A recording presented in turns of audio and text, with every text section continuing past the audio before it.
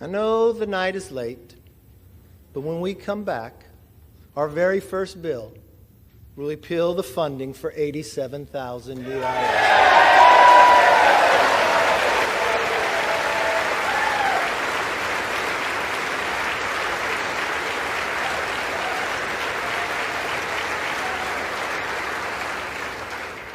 You see, we believe government should be to help you, not go after you.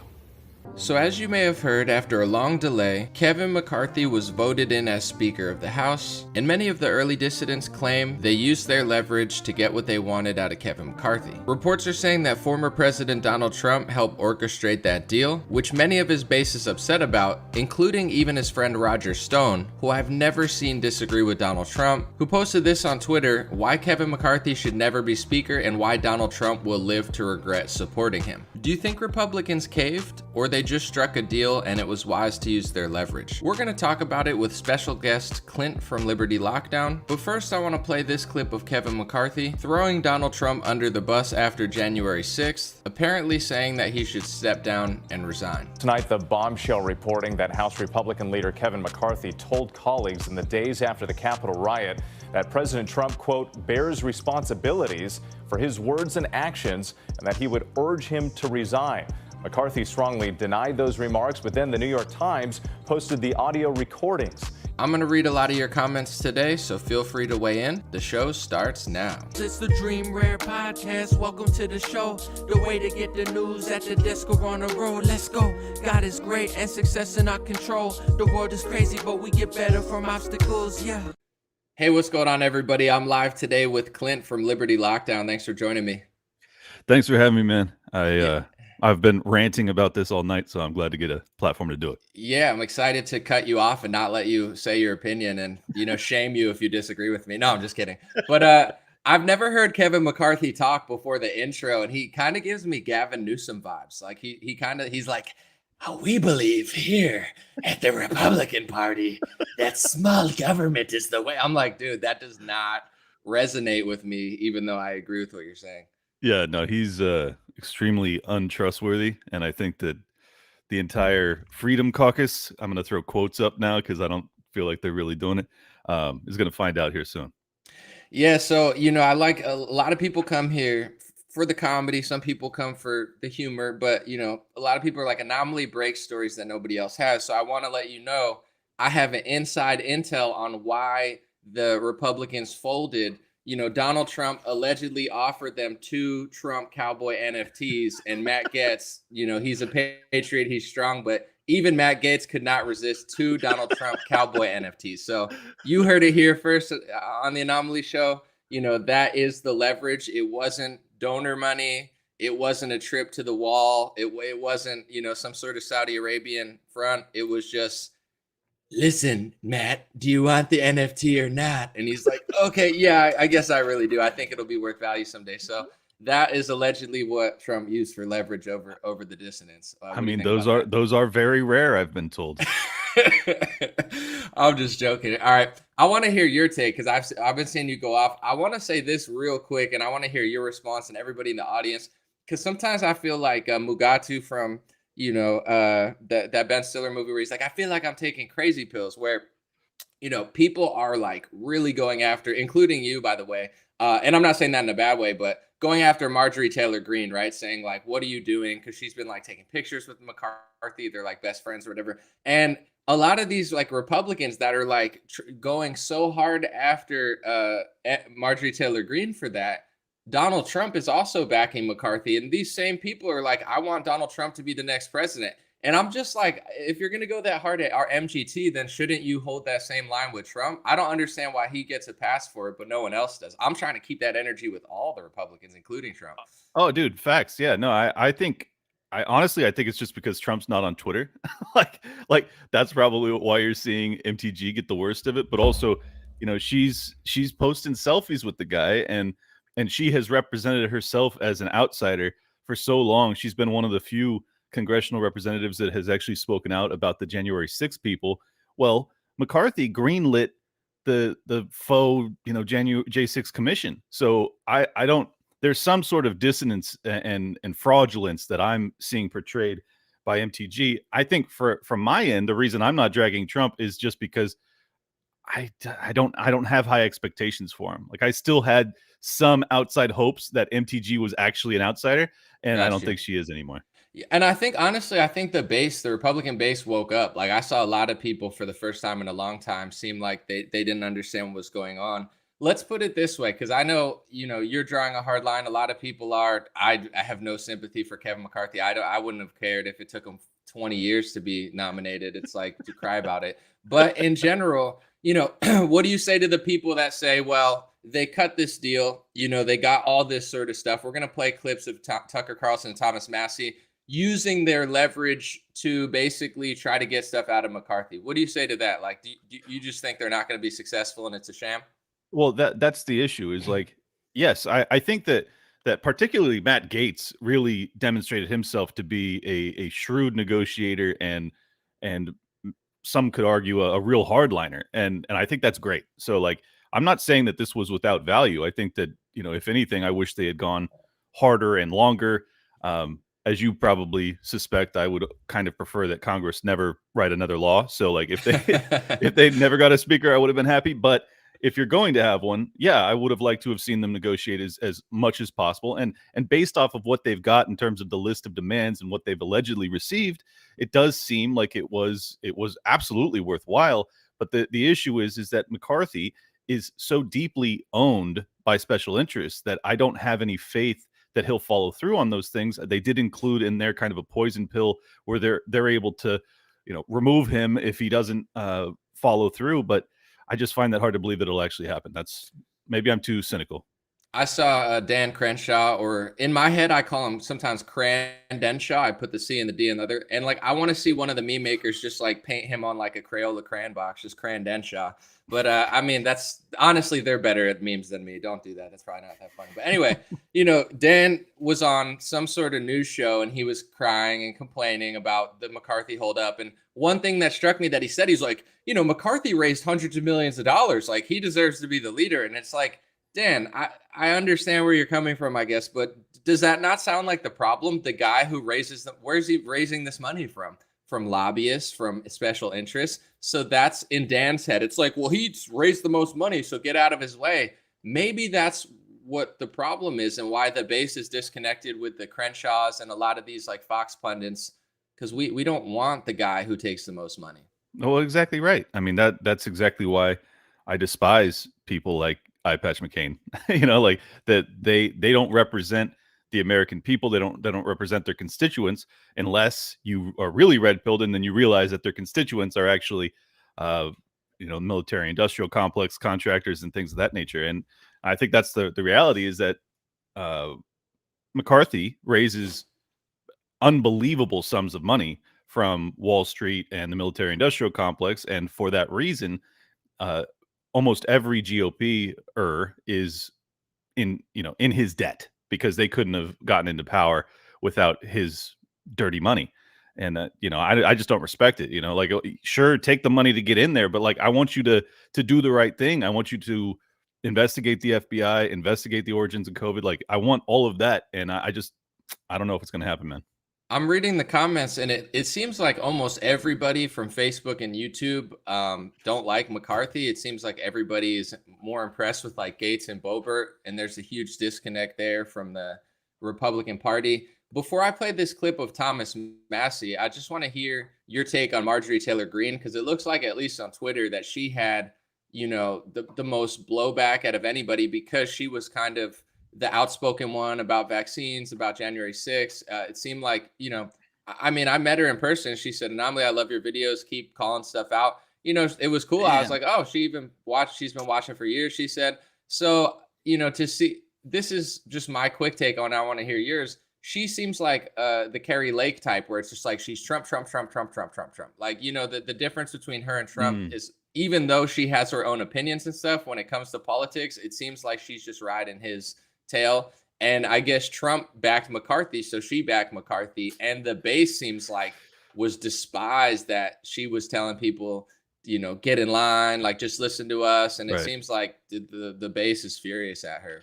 Yeah, well, I think the base understands what a duplicitous snake that McCarthy is. So, yeah, maybe she's just being a loyal soldier to Trump, and I guess there's some honor in that. But at the same time, like, if you're not gonna get what we need as the people, like, that's what I'm in this for. I'm not in this for your political success and your longevity. Like, I'm trying to not end up in a gulag. So I need you to investigate the FBI. Like, that's what I need. And if you're gonna do that and you're gonna find some way to defund them and dismantle them, then hey, great. I'll eat my words. I would gladly eat my words if it turns out that McCarthy follows through with everything that they negotiated with them. But the thing is, people like Massey and MTG, who I had some love for prior to this negotiation process, neither of which were holdouts. They didn't rock with the Matt Gaetz of the world or the Lauren Boebert of the world, which I'm not in love with either. But I have to respect the people that actually had demands and held the line and took the heat. Like, that was powerful stuff, and she didn't do it. Right. And it seems like they got, I don't have the list of it in front of me, but one of them is like, I'm going to play the clip from Tucker in a second.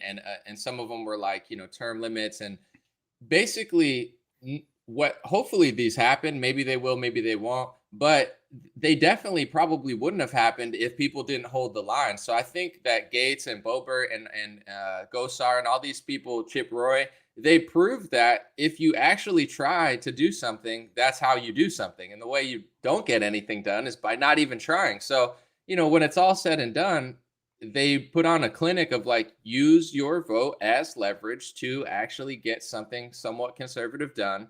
And yeah, it just feels weird that if none of them did that and everybody did what Massey and Marjorie did, then none of these provisions would be in there. So I think, how does that not show that holding the line was a great idea?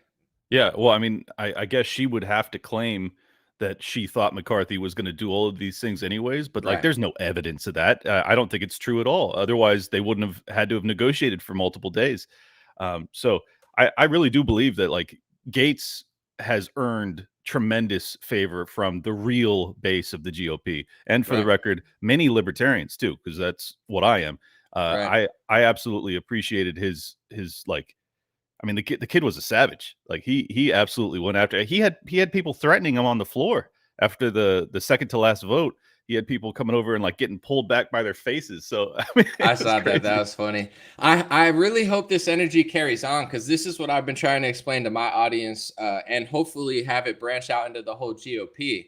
They take advantage of us because they know we're a lock. They know Republican voters and Christian conservatives. They know you're not going to vote for Nancy Pelosi. They know you're Mhm. not going to vote for Joe Biden. I mean, why would you? You're right to vote for Republicans, but they know that. So they never do anything for you. And what Mhm. people don't realize is the people like McCarthy, they're stuck between you and the donor class, but they know that they have you on lock. So they always please the donors. They always please the interests, because they know if you're a Christian conservative who believes in the Bible, or you're just a conservative that's not Christian, that just understands taxes, and you're like, this party's smaller government, they're better for me. They know there's not a chance in hell that you're going to go and vote for the Democrats. So they have zero plan of doing anything that you want. They become more liberal. They do Democrat stuff. They turn into, vaccine salesmen. They don't give a crap about us. So I'm glad that Matt Gaetz, at least, and other people are starting to, that's all we have. We don't have the donor money. We don't have the special interest. All we have is our vote, and all these House people have is their vote, which is more powerful than our vote. And finally, they're using it. So I don't see how this isn't a huge wake-up call. And I hope this energy continues, because this is all we have, folks. We don't have the money. We don't have the power. And don't let these car salesmen convince you that they care so much about you. They don't. Not Trump, not McCarthy. Don't. I'm sorry. Pressure these people and hold them accountable, and watch how quickly things change. Dude, facts. And just to back you up, Jimmy Dore actually got a ton of heat for this, but he had the force the vote campaign when Pelosi was trying to get speakership, and the squad didn't do it. They Right. didn't do what the Freedom Caucus did, and because of that, they didn't get what they were demanding. So now the Right. GOP actually did what Jimmy Dore advised, which I'm sure is going to piss him off, because what they were demanding is not anything that he probably wants. But from my interests, it was brilliant. It was beautiful. I wish it had lasted longer. I just really hope that those demands are actually ironclad in some fashion. The squad is fake. Bernie Sanders is fake. Matt Gaetz on foreign policy probably matches Jimmy Dore. Jimmy Dore, come over with the winners, come over with the populists, come over with the small Let's go. government. We'll listen to your little healthcare schemes. Maybe I'll even agree with you. But it's like Jimmy Dore's got an American spirit in there. You know, the squad's fake, Bernie's fake, and Matt Gaetz will probably do more things that Jimmy wants than anybody on the left. So come on over. We can have a beer. You know, we'll register you to the Republican scam party. And no, I'm just kidding. But hopefully, I know that Jimmy calls it out, and it's like, dude, it's sad when you're a left-wing progressive, populist, and the right wing is more in line with you. So, Jimmy, you're always welcome over here, bro. And I think he knows it too. That's the hardest part. I had Jimmy on my show with Dave Smith about a month ago, and we were debating some of these things. It's just the thing he can't get past. He wants universal health care. That's all he wants, man. And I don't know if we can ever bridge that divide. I think I'm doing my best to convince him that ultimately that will not provide anywhere close to the care that he's hoping for. But right. I love the guy. I think he's got his heart's in the right place. He's anti-war. There's lots of reasons to look at him as an ally, in my opinion. Right. And I think to some extent, he's right, where if we have trillions of dollars to waste, we should have the money to care for our health. What I think Jimmy maybe doesn't understand, which is why he got fooled by the vaccination campaign, and I believe he got injured from it, which is sad. Mm-hmm. And I'm not saying this to down him. I'm just saying the reason he keeps getting fooled over and over is because, yes, the government should be able to provide help for you, but they don't. So when they take over everything, it ends up getting worse. So, as a libertarian, you understand sometimes the best thing the government can do is just leave you alone, because when they swarm you and steal your money and mandate things, they're not actually helping your health. And the FDA is a disgrace for what they're doing to the American food supply. So yes, they should do better, but no, they're not going to solve the problem, Jimmy. So it's like, I agree with what he's thinking, but them, even in California, we have Democrats that are fake doing universal health care, but they mandate health policy. They make you buy health policy. Now it becomes a monopoly that you can't escape. And think about the corruption. If you look at Gavin Newsom, his biggest donors, he's doing French Laundry meetings with lobbyists. It's a whole, when you can make everybody buy your product, it's pretty easy to be a little scammy. Just look at the utilities. I mean, you have the electric utilities, you monopolize, you give them a particular region that no one else is able to compete in. And then all of a sudden, even in Texas, you have like these freeze moments where the utility price spikes like 10 or 15x and people start to go bankrupt. It's crazy. And yeah, I mean, competition is ultimately what solves these issues, and single payer is not competition, Jimmy. I'm sorry. Amen. I agree. Let's watch. I have 4 clips so we could respond. I really break them up so I don't get copyright stricken, although I still might. But we can respond each individually. This is apparently because Thomas Massie is my favorite person in the House, and he really wasn't on the side of the dissidents, like playing it more safe. And apparently he seemed to have got something out of it where they claim that they're going to be able to investigate like the CIA and the FBI. And I mean, let's just listen to what they say. I don't know where it'll go.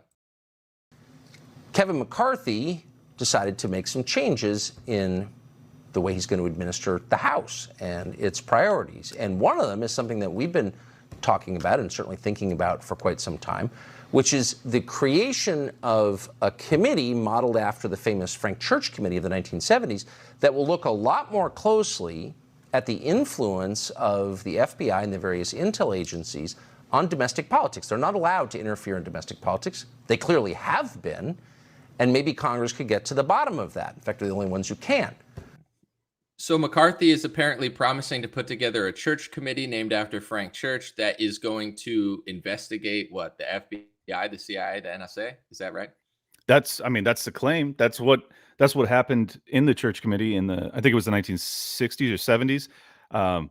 And that's where we learned a heck of a lot about the propaganda that was being done to the American people. And I think, if there was any representative that I could pick, I swear to you, it would be Thomas Massie for this job. Same. So he's my favorite. I'm optimistic, but the fact that he didn't hold out is weird to me. But I've heard his explanation. We're mutuals on Twitter. I love the guy. So like, I want to trust that he had a good reason for doing so. But it's just like, man, I don't know. We'll find out. Yep. I'm going to play the second clip. Well, Kevin McCarthy's going to do that. Looks like he's going to be Speaker. And his plan, we have just learned, is to appoint really one of the most honest and dogged members of Congress, we'll just say it, Thomas Massie of Kentucky, to head that committee, the new church committee run by Congressman Thomas Massie, who, by the way, joins us now to announce it. Yep. So they're, like we said, that's probably the number one person we'd pick. Because if it was like Kevin McCarthy and like Adam Kinzinger investing, that, like, yeah, it's not going anywhere. But Thomas Massie, he'll sometimes be the only person voting on a bill. It'll be the entire House, and he'll be the only one voting no. And he's the only one that's actually ethical and right. Isn't that kind of scary when it's one versus like 450 or whatever? I'm like, this is crazy. Yeah, it's 424 to 1, and he's just like standing there and getting heat from all corners. In fact, if you recall, it was the original COVID bailout bill, I think it was $7 or $8 trillion, and they wanted to pass it without a vote because they didn't want to have to go to the Capitol because of COVID protocols. Right. And Massey was like, hell no, we're not passing a nearly $2 trillion bill without us having a recorded vote. And Donald Trump called for him to be thrown out of office. Right. That's He what said, happened. kick him out of the Republican Party. And it was Yeah. like, and it wasn't just that he was against the CARES Act, which he said would be the biggest exchange of wealth in modern history, which he was right. It was a scam. And it wasn't just giving out socialist money, which would be bad enough. It was implementing, like, inside of it had all these new rules for hospitals, and it really ushered in the new normal in the CARES Act. Thomas Massie opposed it. And like you said, not just because it was a scam, but because they were trying to not vote on it. So you have the biggest scam and the most expensive bill in modern history, the biggest scam in American history, and they're trying to hide their vote as if like they almost know in 20 years, 10 years, everyone's going to know, oh, who voted for this? We don't know because they were scared to even show up and vote. It was crazy. Yeah, dude. Well, and let me just add to the description here. That was the biggest bill in world history ever, of any country ever at the time. Crazy. And they didn't want to vote on it. And they didn't want to vote on it. It's nuts. They're like, I got to go home. And then it's like, yo, I work at a gas station. They're like, oh, you're an essential worker, risk your life, but we can't even vote on. And he's like, if other people can go to work essential, are we not essential? What's more essential than a almost $2 trillion bill? Like, yep. Insane. Your kid's future is not an essential job to vote on. Come on.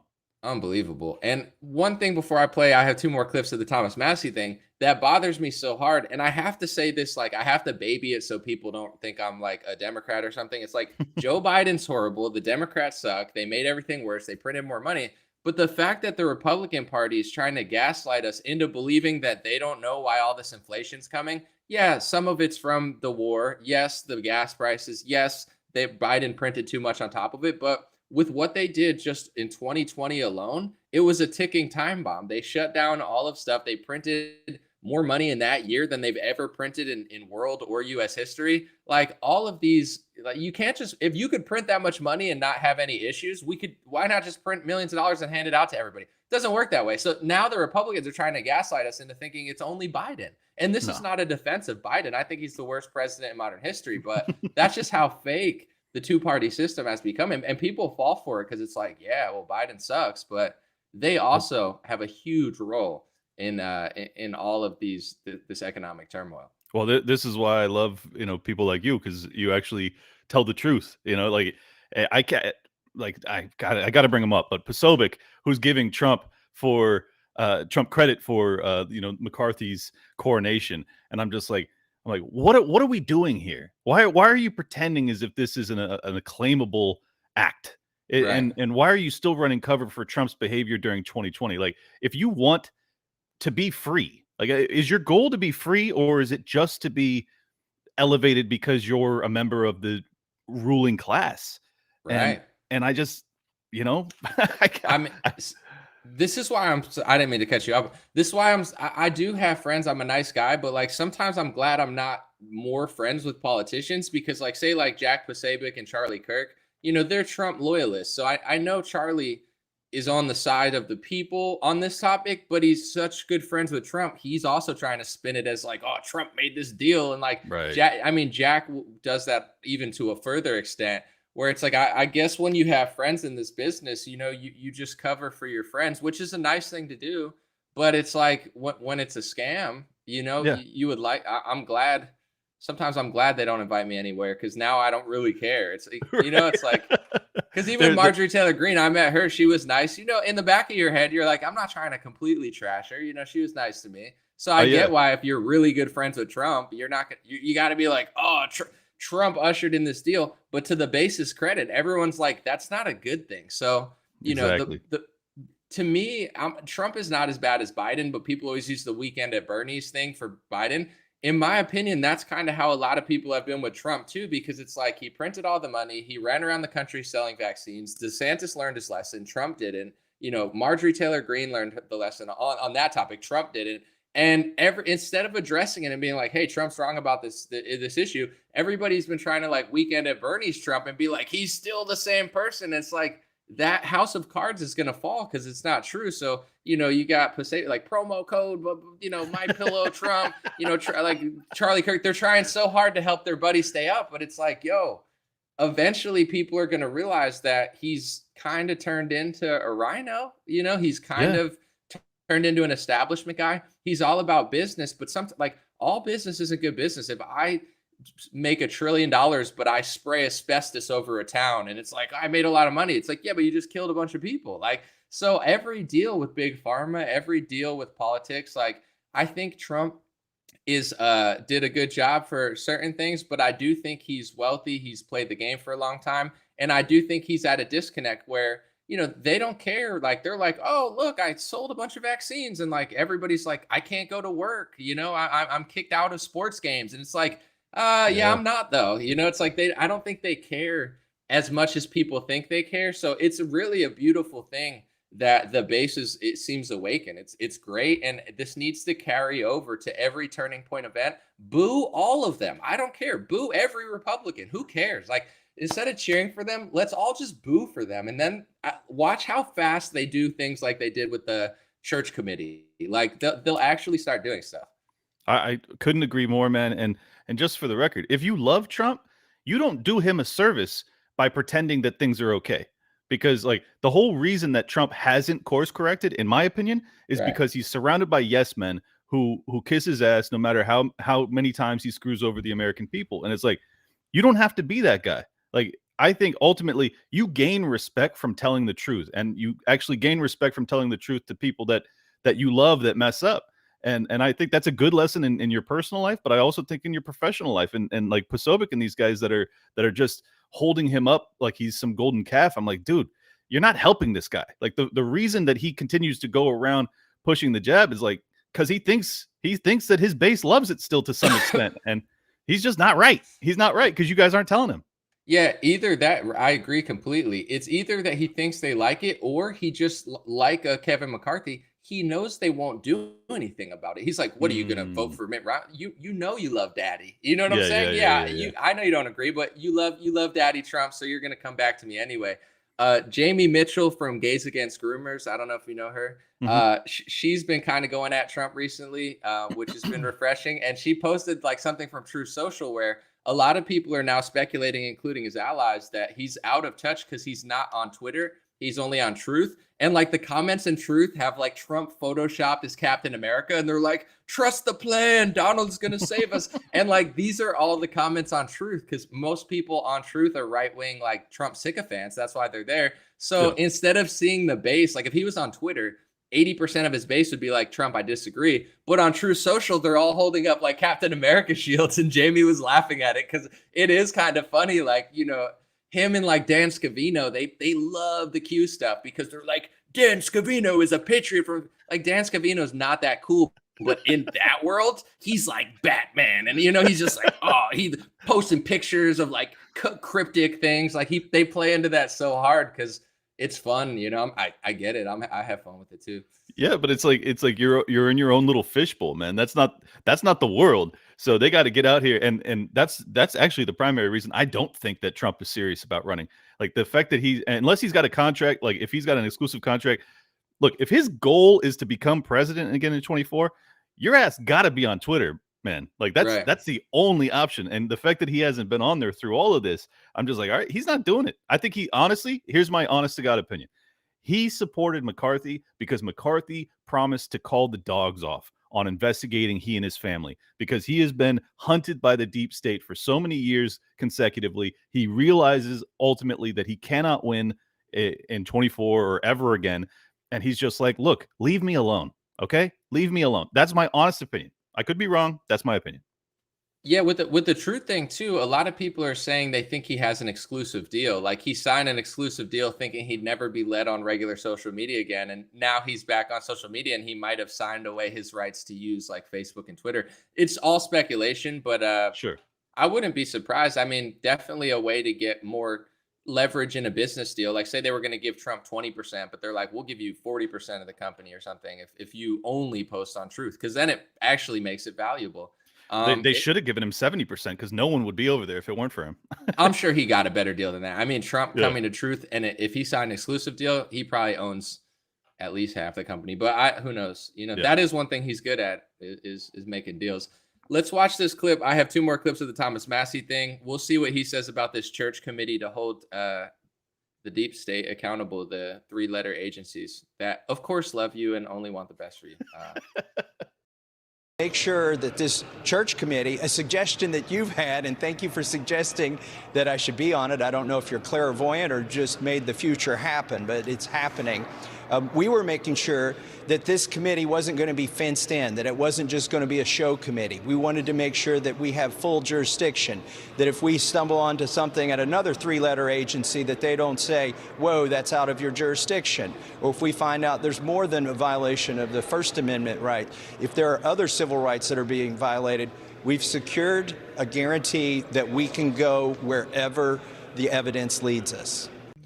So he's claiming that they have the jurisdiction and the power because he's not a dumb guy. He's like, I didn't want just a fake committee. Like all the committees are like fake. We're going to do this. It's like, sure you are, Billy. Good luck. You know, they never do anything. So he says it's a real committee. They really have power to investigate the 3-letter agencies. It's awesome. If it's true and they go through with it and they do not, handcuff him, then it's going to be the biggest, most revelatory thing in American politics in a very long time. I mean, it'll be incredible because what we've learned from the Twitter leaks is just scratching the surface, as I'm sure you're aware. I mean, if you were to actually be able to investigate and look into CDC and DHS and FBI interference in social media across the board, from the platform we're on now to every other one, essentially, I think we're going to learn so much. And as I've already said, like if there's one guy, it's got to be Massie.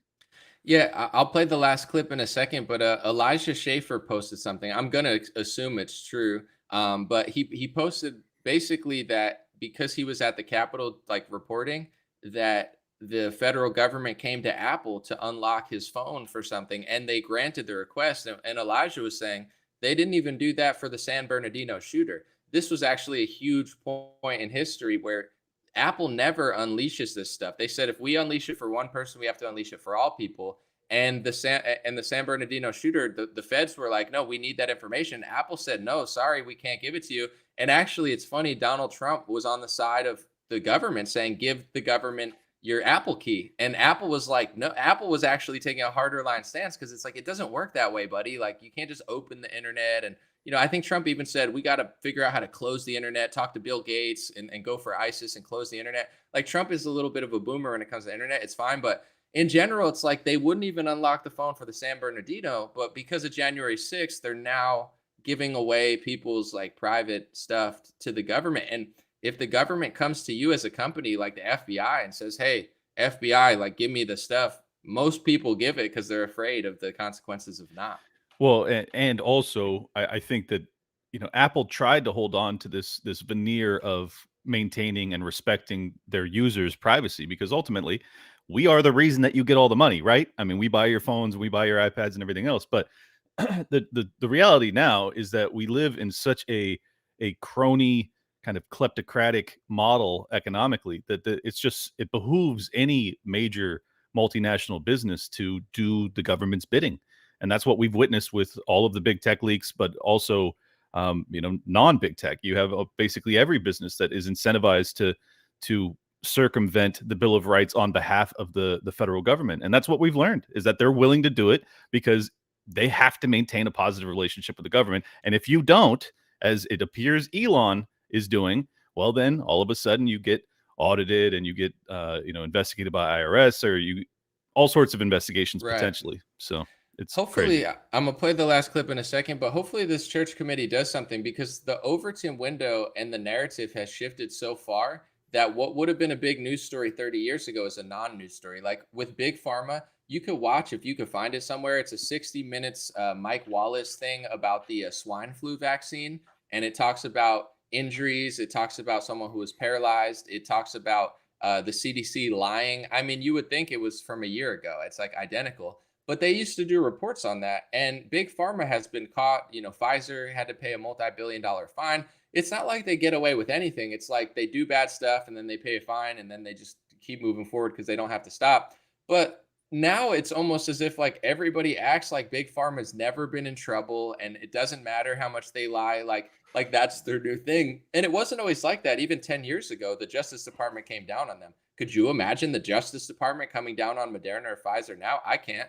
And it's the same thing with these intel communities. Like, 20 years ago, them pressuring a company to basically like not allow like certain political speakers to say controversial things would have been the biggest story. Now it's just like, whatever. I mean, the right wing cares. The Jimmy Dores of the world care, but most Democrat, I just call him Rob Reiners. He's like the Democrat to me, like a bunch of Trump's Rob going to be in Reiners. prison any minute. Yeah. Bette Midler. These people don't care. So, something has to give because the Overton window is too far.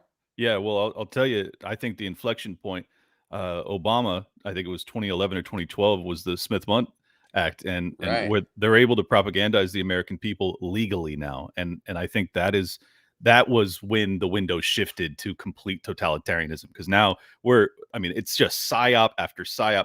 They rolled right from the COVID psyop directly into the Ukraine-Russia psyop, and they didn't miss a beat, and like, Right. I think that's the issue is like, as grateful as I am that Massey's going to have the opportunity to do this investigation, the reality is like, as soon as he's done with that, we're going to be moving into like, we'll be into the second or third iteration of that psyop. Like, I don't know how you put the genie back in the bottle. Right. And let's stay on that real quick. For those who don't know, I bet a lot of people do. We have a smart audience, but the Smith-Mundt Modernization Act, before Obama overturned it, it was illegal to do domestic propaganda. You could do propaganda overseas on other countries, but you couldn't propagandize your own people. And Obama essentially flipped it and made it legal again. It hadn't been legal in decades.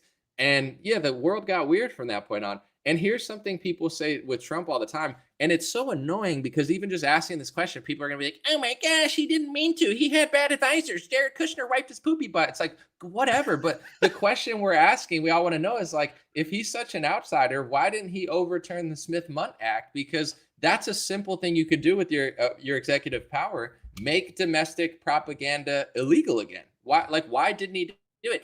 Oh, because he got fooled. It's like, anomaly. Do you think he got tricked? It's like, I don't know. Do you think Joseph Stalin got tricked? Maybe Joseph Stalin was a great guy. He just had bad advisors and killed millions of people. But it's not his fault. It's Jimmy Kushner. No, I'm just kidding.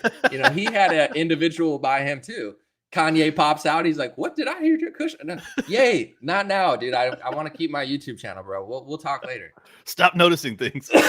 No, but you know what I'm saying? It's like the question people want to know is, why didn't he overturn the Smith-Mundt Act? Because I think you're right. I mean, I think the domestic propaganda has been in overdrive. And the crazy part is Facebook, YouTube, Google, Twitter, before Elon got there and started exposing stuff, like they're playing hand in hand along with all of the whether it's the Russia collusion, whether it's the lockdowns, like they are the government. There's no difference. I honestly believe that the Russian collusion thing was the first time that they attempted to fully propagandize the American people from every level. I mean, you had every media newscaster essentially was on board with this. Turns out completely fraudulent, concocted by Hillary Clinton's campaign. I mean, it's just incredible that and yet those people aren't investigated. Those people aren't in prison. It's like Donald Trump is essentially considered a domestic terrorist at this point. But the people that as far as I'm concerned committed, I mean, I don't know if it's treason, but it's up there in terms of trying to coup a sitting president in Donald Trump. Like, I don't know why the Trump supporters aren't more upset about this. I don't know why they're not more upset at McCarthy and the GOP establishment for not figuring out and getting to the bottom of this stuff. And why Right. are you not holding their feet to the fire? Like, if you love Trump, you should be more pissed than me because I wasn't a Trump supporter. Right.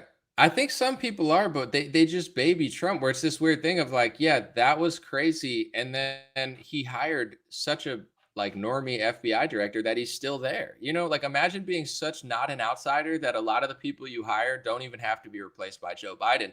And I think that in my That's opinion of crazy. watching DeSantis versus Trump, and people think I'm like riding DeSantis, I'm just being honest. DeSantis just hired, I think, Christopher Rufo for school stuff. He hired Joseph Ladapo. I'm not saying DeSantis is perfect or your best friend or shouldn't be criticized, but he's showing you what it looks like to actually use his positions to hire people who are actual outsiders. Trump, it's hard to even name like two actual outsiders. He hired a bunch of swampers, big pharma shills, John Boltons, Pompeos, like deep state people, and I can't even think of three people he hired that were outsiders. So it's like Trump did such a bad job of hiring. It's almost like his base doesn't even know it's possible to actually do something. So it's like, Right. yeah, of course. And the sad part of this whole story is he ends up being the biggest victim to his own incompetence because every, failure to hire somebody that actually likes him and likes the country, it comes down on him just as much as it comes down on the people of America. So it's like a tragedy and a comedy in itself. But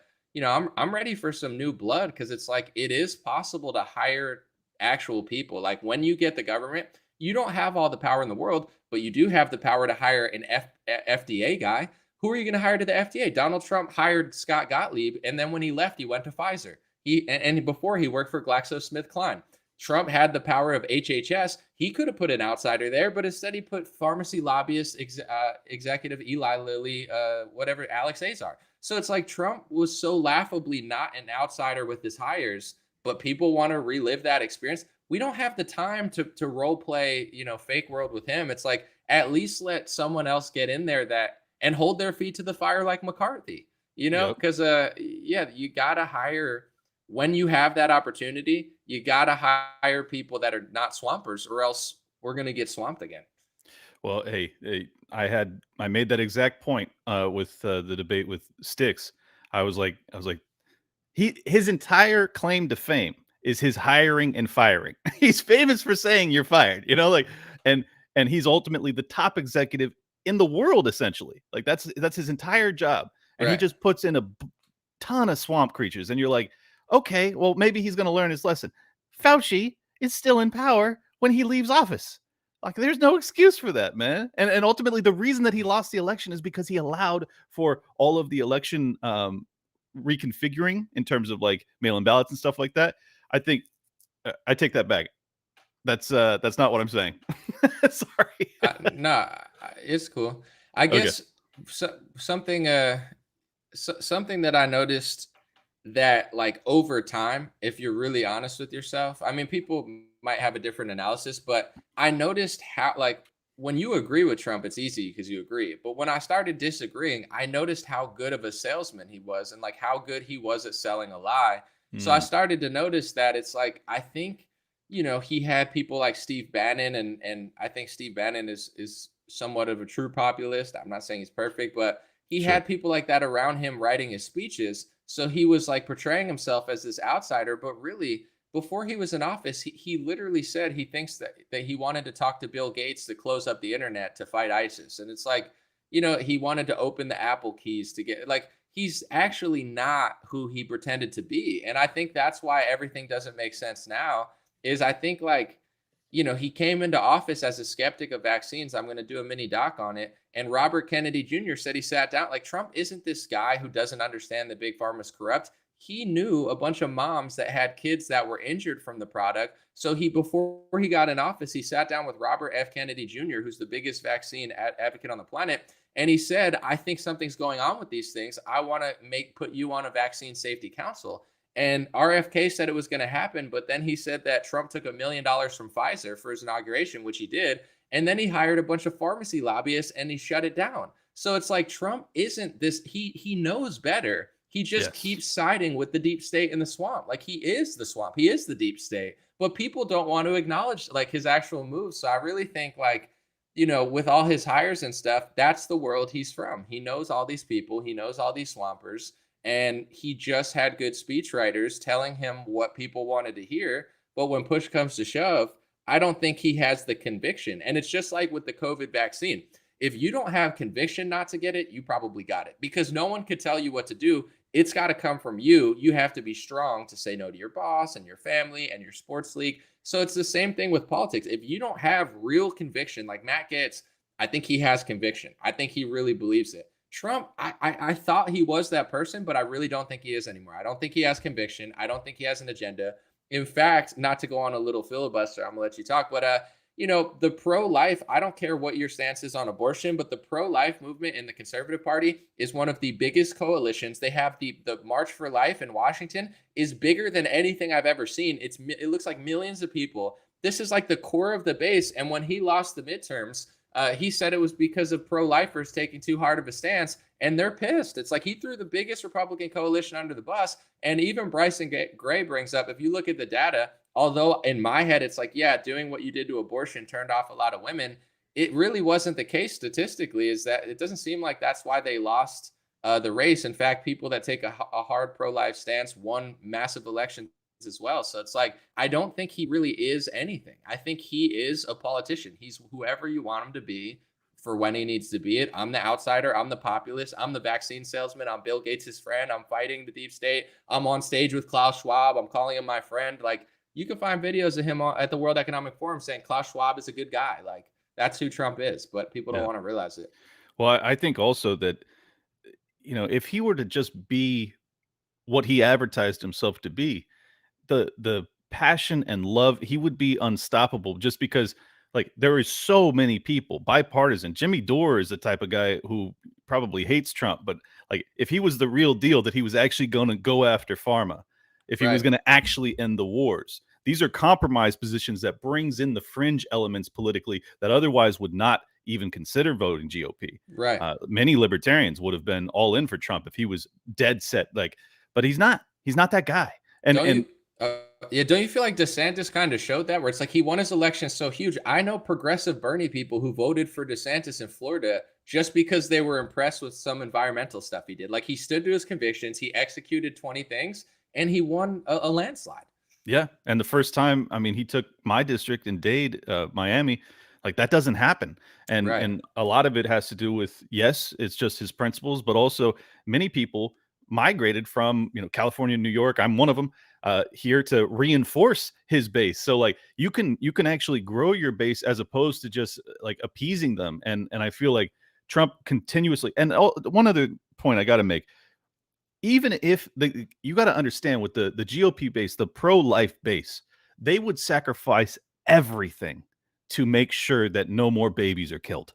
That's how they feel. So if you want to talk smack about them, about how maybe we lost a couple midterm seats because of that, you are going to infuriate them, because that to them, it is so much bigger than anything else that you keep babies alive. And how can you blame them? Like that's how they ought to feel. So it just demonstrates his fraudulence, from my opinion.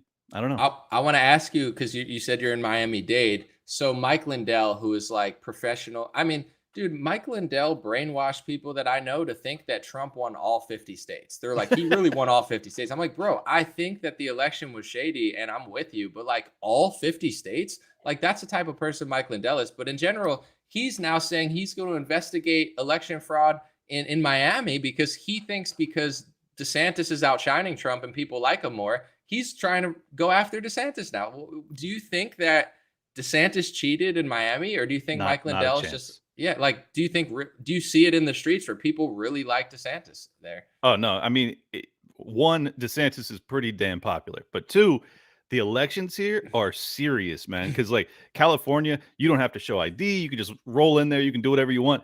Florida, first time I've ever voted here, because I just moved here a year ago, they require you to show ID. You have to go to a single individual, whatever it's called, district voting booth or whatever. Like, I went to another one and they're like, oh, this isn't yours. You have to go to this one a mile away. So like, there is no way that this is, I mean, unless it's on the back end, but I don't think so. I think it was totally on the up and up. It was ran very efficiently. It was incredible.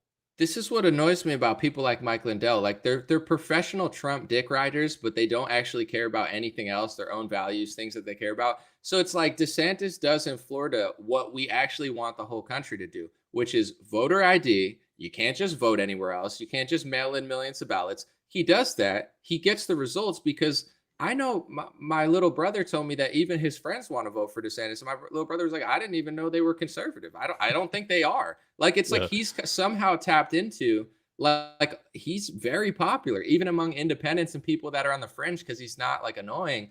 And instead of like celebrating that and being like, wow, we actually won an election, he's popular, maybe we should figure out what he's doing right and Trump's people are doing wrong. He's ready to, they're all ready to sabotage this guy's career and say that he cheated in Miami for the crime of actually having fair elections.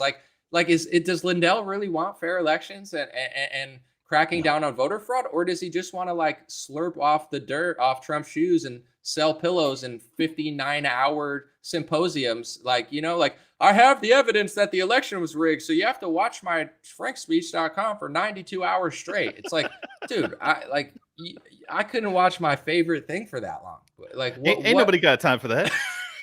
He doesn't have time for that. Like, how the hell does it take 92 hours to show me the evidence of an election, dude? It should take 5 minutes.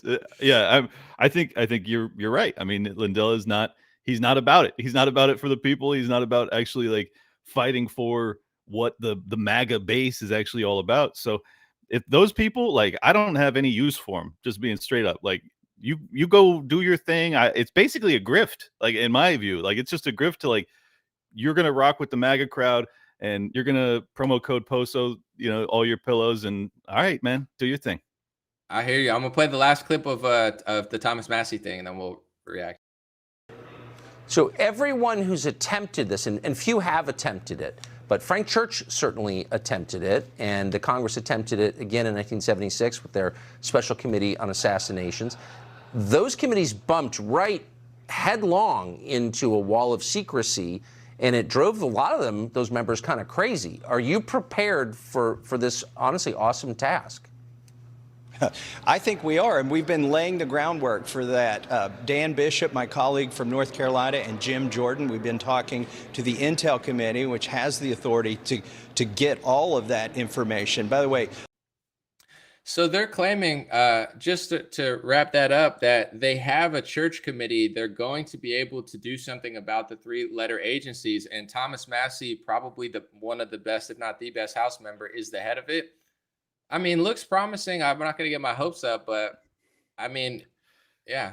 No, I'm optimistic, man. I mean, to me, this is everything. Like, if you can't defang and hopefully defund what amounts to the militarized police force of the federal government, that's what the FBI has become.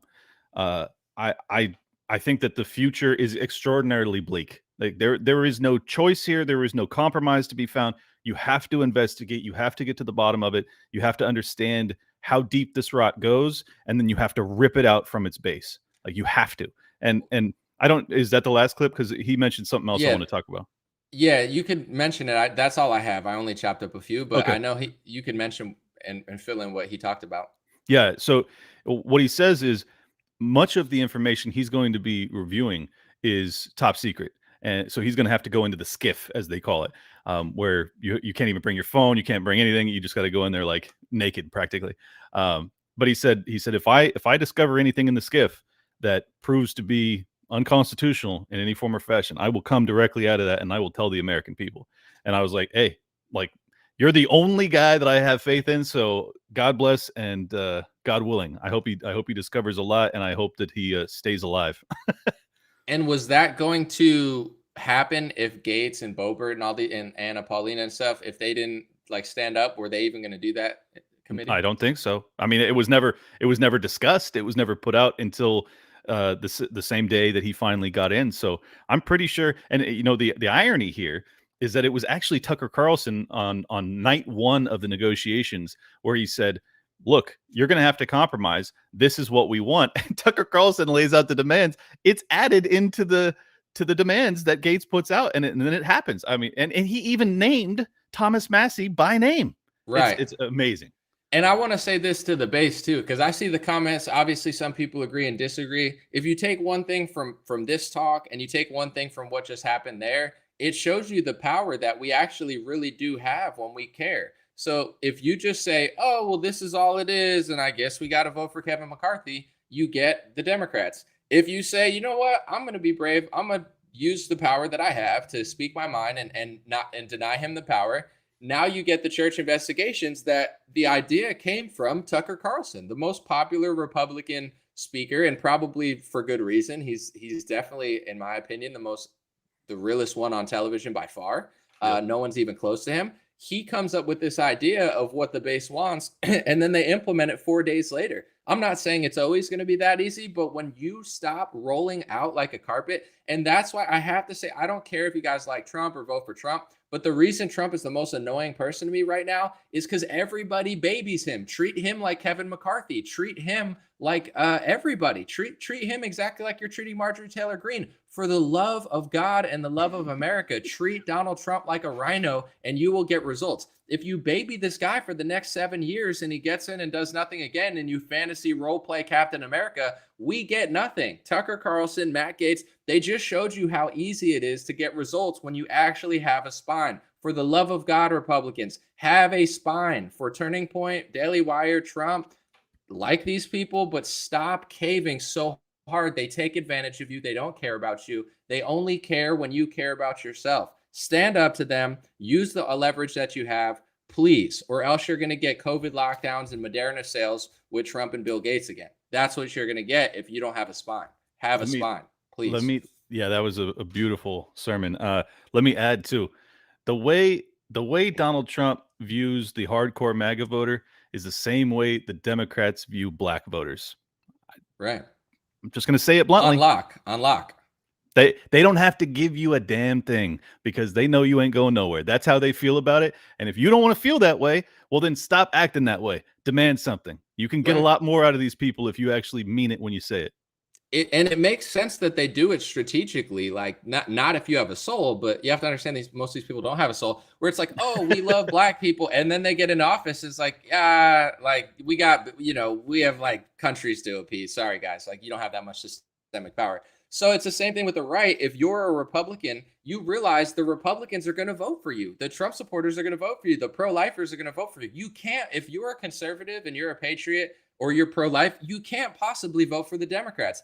They know that, so they know they don't have to do anything for you. They do left-wing jail reform. They do, deals for foreign countries. They pass speech laws. They do big pharma deals. They're doing everything but you because they know they have you on lock. You can't, if you're a sensible American, you can't possibly vote for the Democratic Party. They know that, and they walk all over you. McCarthy walks all over you. Trump walks all over you. Ronna McDaniel walks all over you. And stop thinking it's everybody but Trump. It's him too. Treat him like a rhino and you will get results. Understand that they know they don't have to do anything for your vote because they know that you'll never vote for the other side. So that's what makes this so beautiful.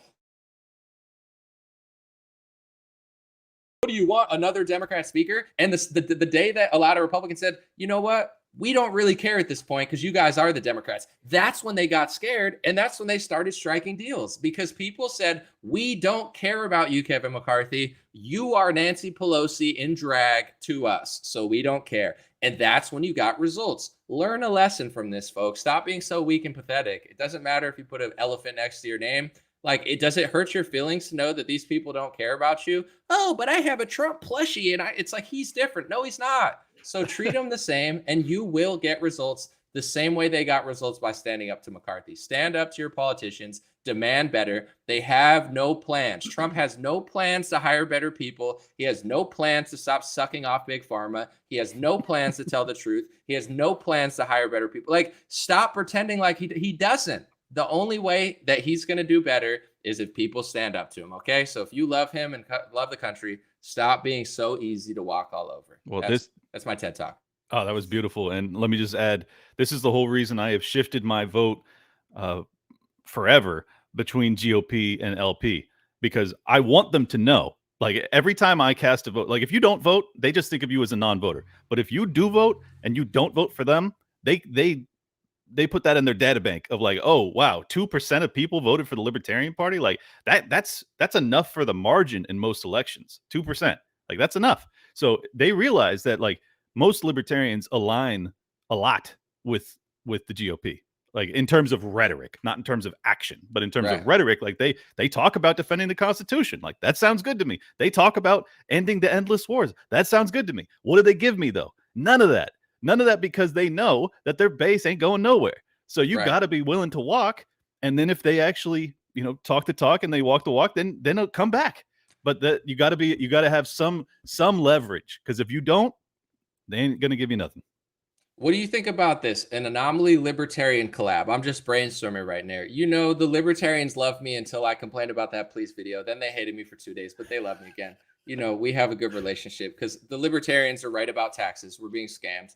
And the guy who runs the libertarian account is on fire. But in general, what if we did this? If we did a Matt Gaetz sort of situation where it's like, listen, we have all the libertarians together. We have Anomaly. We have millions of patriots who are registered Republican. This is our little caucus of here's what we want you to do. If you're not going to stand up to Big Pharma, if you're not going to actually lower taxes and stop funneling money, if you're going to sign every omnibus bill, we're not going to vote for you, and we're going to take millions of our votes to Dave Smith. Or I might just throw my vote in the trash. I might just vote for the Green Party just to screw you guys over. Like, what if we used our leverage like that and did what Gaetz did and basically demanded that they do something next election? I like the sound of that. I mean, that's what it is, man. In my opinion, that's what the Mises Caucus represents, is the people that actually have principles and want to see outcomes, and not 20 or 30 years down the road outcomes, but like right now. We have to claw back our liberty. It's not even enough to pretend to defend it. You have to get some of it actually back.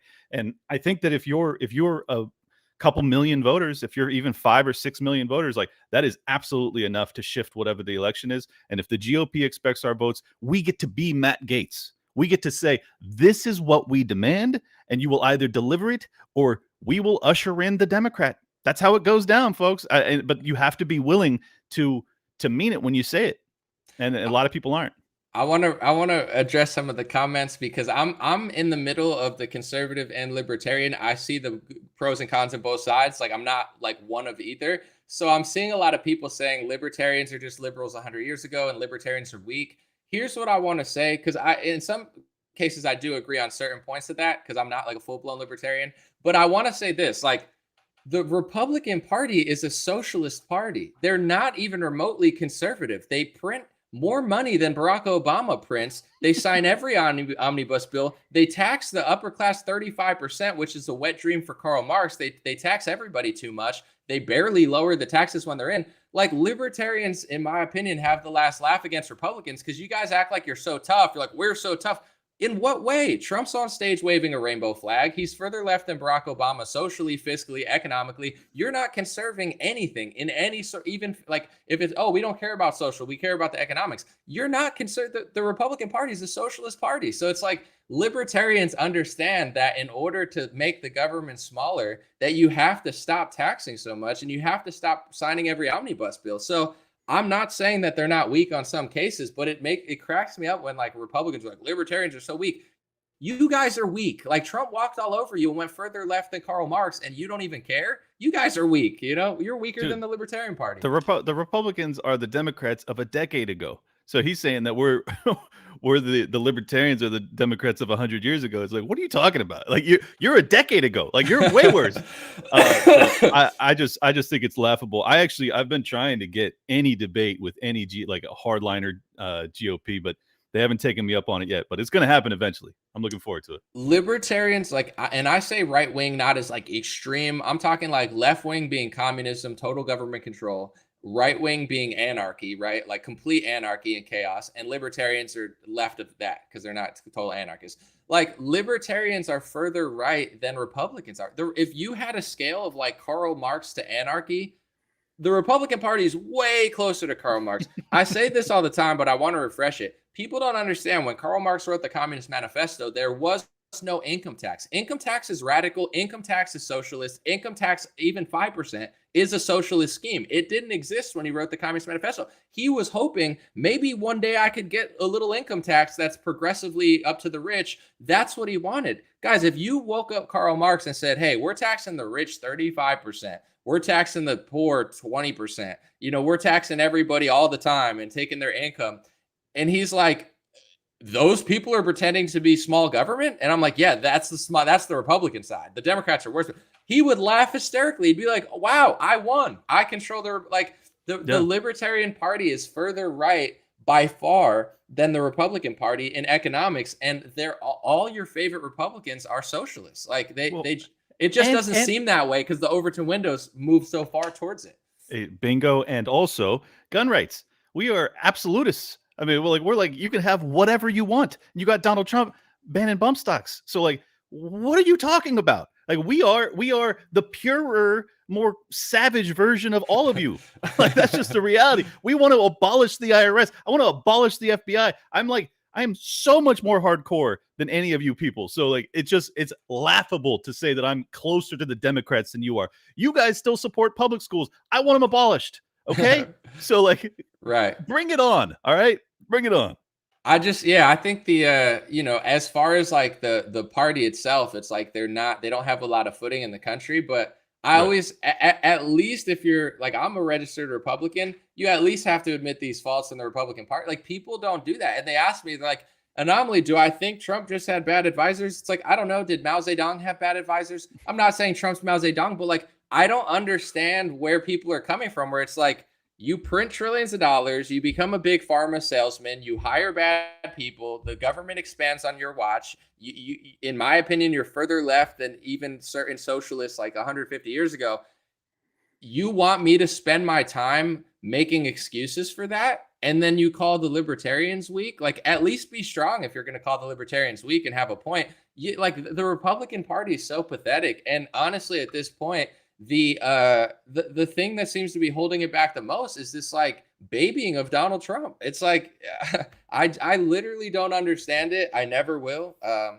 And I just pray that people take the energy of this Matt Gaetz stand up to your party. They're too far left. They have no plans to save you. Like why spend so much energy asking myself, maybe Karl Marx was a really nice guy and he just got brainwashed. Maybe George Bush was awesome. Maybe Barack Obama's fun to play basketball with. He's just being puppeted by like a left-wing agent. Like, do you spend your time making excuses for failure on other people? Only Donald Trump can do all this stuff. And he's just this innocent big baby victim. Maybe, maybe Henry Kissinger is good at ping pong. And it's just like, stop. Well, yeah. I mean, and on top of that, your grocery bill has 3x'd over the past 3 years because of Donald Trump's behavior. Did he talk about spending issues? Did he talk about hiking interest rates when he should have? No, actually he was browbeating them into lowering them, which added to the inflationary pressures. He was saying that the COVID bailout bill should have been bigger than they were. He bragged about how big they were. It was the biggest bill. It was the most beautiful bill. Look, if you want to call libertarians weak, GOPers, you better hit the gym. Y'all got to get your weight up, because you aren't even close to being on my level in terms of actually fighting for liberty. You're just not. So it drives me crazy when people talk like that, because like it's just so fraudulent. It's so you guys don't ever talk about abolishing the Fed.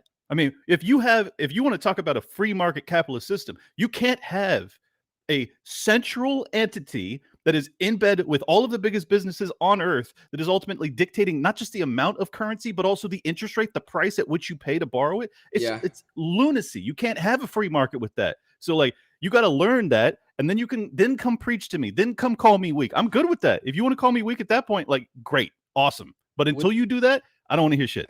With the interest rates you're talking about, because that kind of went over my head during Trump or in general. Now that you're saying that, it reminds me of like the COVID vaccine sort of thing. Like, he brags on like multiple radio stations. He says, and then I say Trump did the vaccine and Republicans cry. They're like, how dare you blame him? I'm not blaming him. I'm giving him credit. He wants credit. But he says that he rushed Fauci and the FDA. Like, he rushed them 4 years ahead of schedule. The only guys, he knows about vaccine injuries. He ran on that platform. he wants credit. So he wants to rush it. So this is how petty and pathetic he is. Oh, I did it, not Biden, because I rushed it so fast through safety trials that it got out. It's the same with the interest rates. He doesn't care if he implodes the economy. If he can temporarily make himself look better with the interest rates, he'll screw us over for a generation. That's the type of person he is. He doesn't give a shit about you or your family or your income. It's like, how can I make this look like I'm doing a good job without even thinking about the future? And he's done this time and time and time again, and people don't realize it. But with the inflation, it's like, yes, Biden sucks. Yes, he's bad. But it's annoying seeing all these Republican pages like, see, you voted for Biden and now you're paying more. Yes, partially, but also you voted for Donald Trump and you refused to call him out for printing $6 trillion. You don't think that weighed in on inflation? Republicans are so cringe and fake. Doesn't mean Biden's good. He's worse. But it's the same Republicans acting as if you're so dumb for voting for Biden. You still haven't called out Donald Trump for the money printing. You're just as complicit. Well, and this is why the two-party system's so stupid. Yeah, and he's also in the wings calling up, Gates and everybody else, and MTG Trump, I'm saying, is calling up all these people saying, hey, we got to get McCarthy in there. McCarthy greenlit $100 billion to Ukraine.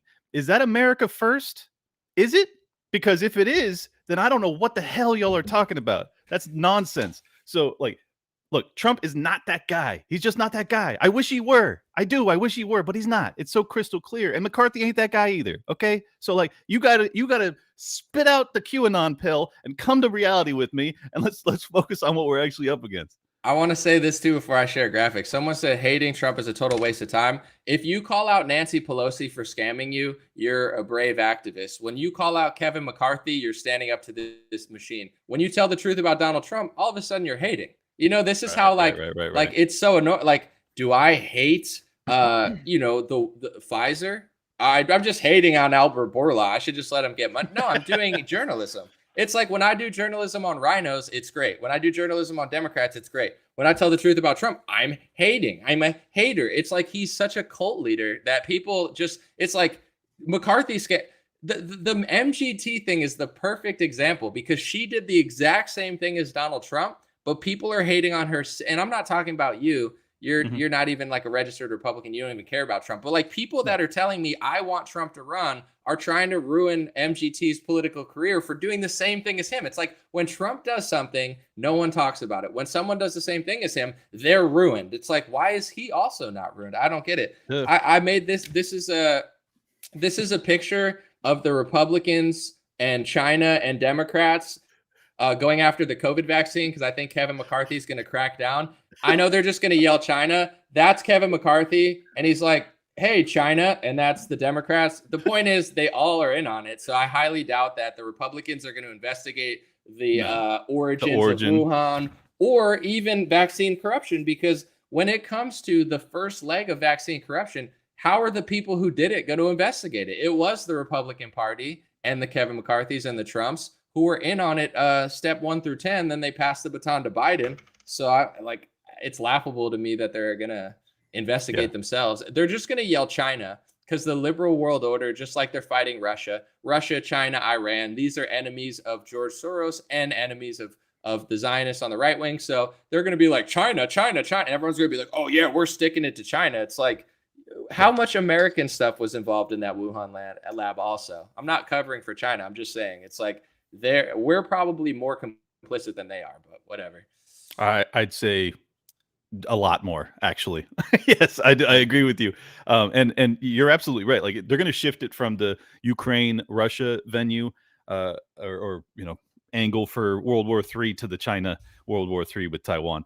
I honestly think that's what we like. That's my expectation for what the GOP delivers on. And look, whatever way we go with World War III, that ain't America first. Okay, it's just not. So if you want to actually focus on fixing this country, you got to stop allowing your leadership to drag you into endless wars. You have to.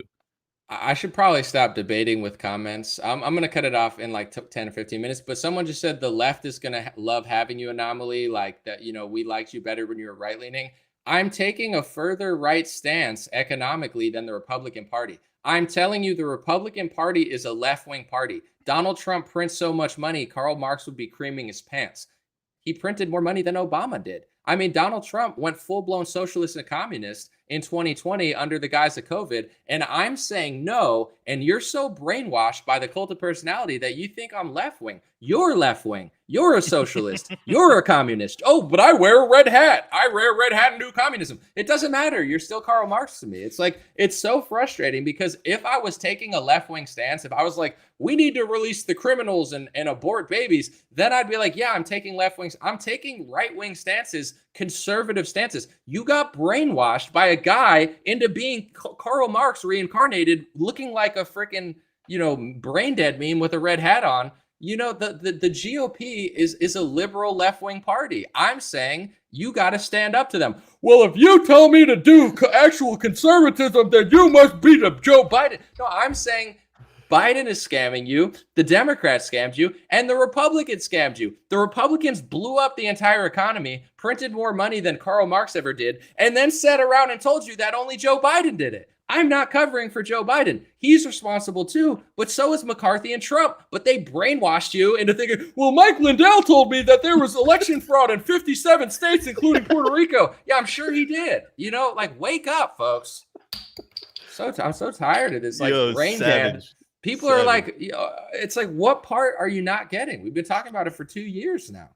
I want the Republican Party to do what they say they're going to do, and you don't care what they do because you like the guy, the orange McDonald's guy with the Pfizer vaccines in his hand. Like, sorry. Facts. And guess what? They don't care what y'all have to say because you don't care what they actually do. You don't care. You just want to have the guy that you think represents you that goes up there and he lies constantly to your face because he doesn't deliver on any of it. He didn't end any of the wars. He tried, allegedly. I don't know.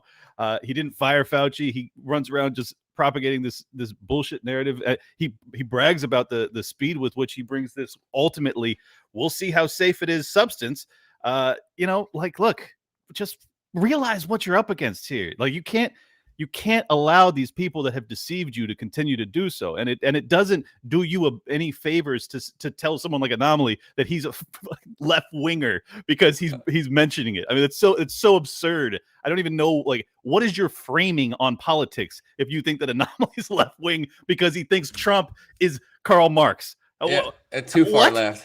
I want to read a comment that was someone said, I need to look into libertarianism. I don't really know much about it. Well, I'll say this, because what Republicans and conservatives, and I'm not talking about the Libertarian Party, they have different factions and there's debate going on there. Some of them are too liberal, but I would say the Mises Caucus is taking over and they're better. But most Republicans are libertarian. I'm just talking about ideologically. I'm not talking about party-wise, because everything the Republicans promise you is libertarian. Libertarian is small government. It means smaller government, Second Amendment, freedom of speech, lower taxes. That's all libertarian. When Donald Trump and Kevin McCarthy and all these people run, they run as libertarians. They don't say I'm a libertarian, but they're running on libertarian principles. But when they get in, they turn into Democrats and socialists. They infringe on the First Amendment with their Israeli speech laws. They infringe on the Second Amendment with their bump stocks. They print a bunch of money and they still tax you 30-something%. That's not libertarian or conservative. So a true libertarian is somebody who believes in smaller government than even the Republican Party. But Republicans are pretending to be libertarians, but they govern as far left Democrats, including Trump. Trump infringed on the First Amendment with his speech law. Someone said, except for Trump, this is the problem with the Republican Party. Everything except for Trump. He never did anything wrong. He infringed on the First Amendment with his Israeli speech laws he passed for his Jewish donors. Sorry, that's just true. Not all people are involved. It's just his donors happen to do that. He infringed on the Second Amendment with his bump stocks. He printed more money than Obama. Under the guise of COVID, he did universal basic income, which is an Alexandria Ocasio-Cortez and an Andrew Yang left-wing communist scheme that Donald Trump was proud to roll out during COVID. He's not a small government guy at all. Dude, he badmouthed some of the Republican governors that pushed back against lockdowns, saying that they were dangerous. He advocated on behalf of the lockdowns. That is not a small government outlook to think that's beyond socialism. That's straight up communism. Totalitarian. It's totalitarian. But everybody but Trump. That's the problem with the Republican Party. That's why they're going, he's in that bucket. Throw him in that bucket and you'll get results. Baby the guy, and you're going to turn this country into Karl Marx's manifesto. He already did it. He's completely unapologetic for everything he did. And if you're so weak and foolish that you don't even want to talk about it, it's a pathetic, brain dead, culty like movement of a bunch of communists in red hats being like, well, maybe a universal basic income isn't so bad if Donald Trump puts his name on the check. It's like, oh, but he had to do it because of COVID. I mean, he just got fooled by his advisors. I mean, he just got played by Jared Kushner. I mean, he had to infringe on the Second Amendment or the deep state was going to come on him. He had to pass speech laws for Israel because you're an anti-Semite. It's like, grow up, people. Wake up. This is why they walk all over you. This is Donald Trump on your back. Ready? Bang, bang, bang. And you're like, ow, ow, this feels so good. Ow, this is really good. Oh, this is capitalism. No, it's not. Show you have a spine and they'll treat you better. Act like a sheep getting walked all over. Like, why wouldn't they walk all over you? They deserve to walk all over you. McCarthy and Trump just stuff. Ow, this feels like, is this a massage? No, it's not a massage. It's the fake Republican Party governing like Karl Marx. That's what it is. And what people don't understand, in order to stop the government from hurting you or whatever, like, oh, we got to make it smaller, you got to stop making it bigger. If Trump gets in and makes the government 3 times as big and then says, oh, the big government came after me. Of course they did. You got to stop funding them. He signed every omnibus bill. He printed every spending bill. He didn't do anything to stop it. And then he cries victim when they come after him. Stop funding them. You fund gender studies in Pakistan with your omnibus bill, which Trump did, and so did Biden. Why is the world getting so crazy? Because you're funding the world getting crazy. You know what I'm saying? Why are they coming after the guns? Read the omnibus bill you just signed, dummy. It's literally investigating people that have guns and treating them like terrorists and domestic issues. Everything that the Democrats do to us, Trump, McCarthy, and all the Republicans fund it and then act shocked when it happens. Stop funding it. You know, stop giving them money and power and control. It's the same thing as Big Pharma. Oh, we're going to declare an emergency with the pharmacy lobbyist Trump put in. We're going to give them $20 billion in Operation Warp Speed. We're going to buy their product with a government socialist scheme. We own part of the patent of Moderna. Oh, but we're against mandates in Big Pharma. Who could have saw all this corruption coming? What the hell? I predicted vaccine mandates in 2019, dummies. Oh, but John Trump didn't know. Like, what do you think happens when you give that industry $20 billion, a liability shield where you can't sue them, and then you buy their product with socialist money? This is not capitalism. It was a socialist communist vaccine scheme that Donald Trump is the quarterback of. Oh, but I didn't want them. It's like people are so stupid and pathetic in this country. My grandfather didn't come over from Italy to start a trash business so we could be this goddamn pathetic. My one grandfather didn't come from Poland so I could be this pathetic. And your ancestors, wherever you came from, they didn't work as hard as they did to get to this country for you to be this pathetic. So let's just leave it in the past. We could talk about it in 5 weeks and pretend how funny it is, but stop being this pathetic right now. Okay, it starts right now. Dave Smith Anomaly 2024. Let's go. That was beautiful. Bro, Dave's got to stop ducking me. If not, I'm going to challenge him to a boxing match. No, I'm just kidding. I love Dave. I would not want to fight Dave. Trust me, he ain't ducking. He's just super overwhelmed. I'm totally joking. I love Dave, and I would never want to do that. But yeah, I know he's busy, and I feel like we'd have a great convo. I feel like we'd get along. We'd pretty much agree on everything. Yeah, for sure. God, that rant.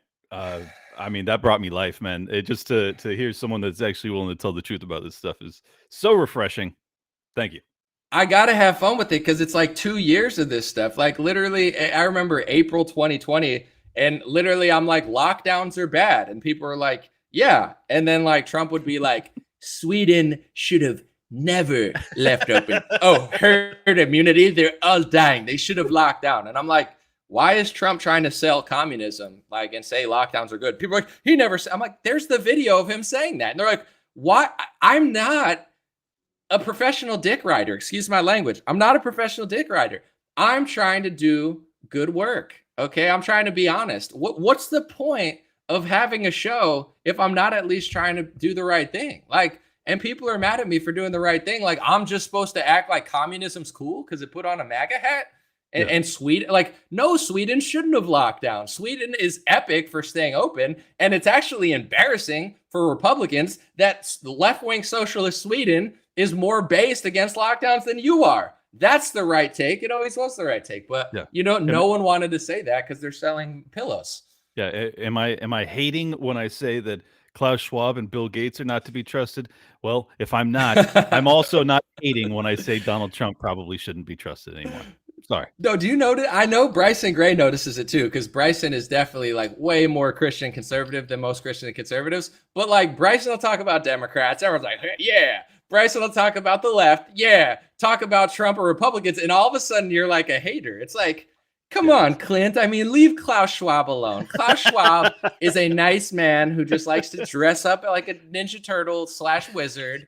And, he's doing his best. I mean, maybe, here's a crazy theory. Maybe Klaus Schwab just got fooled by his advisors. It's not Klaus Schwab's decisions that are wrong. Somebody told Klaus Schwab to do that, and he's just doing that. We're gonna treat Klaus Schwab like Trump. In Klaus's second term, I think he's gonna follow through with all the promises. Dude, he just needs 20 more years. I mean, dude, he's only been there for 35 years. I mean, dude, he just needs 10 more years hanging out with Soros a few times, and he'll turn it right around. Yeah, man. Look, this is honest to God, like, maybe hardcore Republicans don't feel the same way. But from the libertarian vantage point, the moment when I knew Trump couldn't be trusted anymore, obviously the lockdowns, obviously when he was badmouthing Sweden, but when he was lame duck, when he was already on his way out and he still didn't pardon Snowden and Assange, I was like, all right, man, like, you're just not the real deal. I mean, he was giving such great lip service to Assange throughout his campaign. He's like, WikiLeaks, if you're listening, you remember those lines? Like WikiLeaks, I love WikiLeaks. Yes, Ooh, WikiLeaks. Ooh, Clinton, WikiLeaks. And then he got in. He's like, "Who's WikiLeaks? I never." Yeah, he's like, "Who's Julian Assange? Haven't heard of him." I mean, it's just so heartbreaking. But, anyways, I think we've hit it. I hope people take it to heart, and I hope people understand. Like, this ain't personal. I was hoping that Trump would be a hero. I was. So, like, I'm just being real with y'all. If he ain't a hero, he ain't a hero. I'm sorry. We got to just go tougher on Republicans. Playing this game of like maybe they're going to do something, maybe they won't. And it's definitely, we're going to keep this energy of Gates and all these people. And I think it's a beautiful thing. It shows that having a spine gets results. Where can they find you, Clint? And what happened with your YouTube? Yeah. At Liberty Lockpod on Twitter. Unfortunately, my episode with James Lindsay and Josie got struck. It was on YouTube 2 days ago, and while I was sleeping last night, it got struck. No explanation. I would assume it has to do with whatever. I'm not going to bring it up because I don't want to risk your channel. But if you want to find that, go to Rumble and just search for my name. It's Clint Russell, Russell, or Liberty Lockdown. It'll be up everywhere else, but until I'm off YouTube for a week. So it's okay, a week. Yeah, and make sure you go to his channel and let him know what a bigot he is, okay? Because I'm trying, just in case Susan Wojcicki's watching or Mark Zuckerberg, I'm putting him on display so everyone could see what a bigoted, horrible person he is. And exactly, we condemn YouTube channels like that. In fact, I would be fine if the whole website got deleted. I don't even think people should be able to talk to each other. But thanks for joining. Oh, dude, it was a blast. Thanks again, man. All right, thank you guys.